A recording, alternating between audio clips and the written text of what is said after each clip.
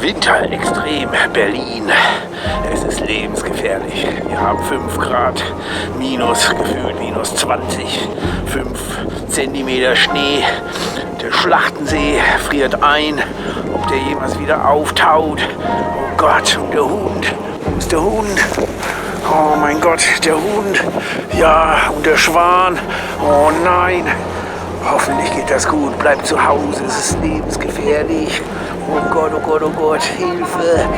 Der Jahrhundert-Blizzard. Ah!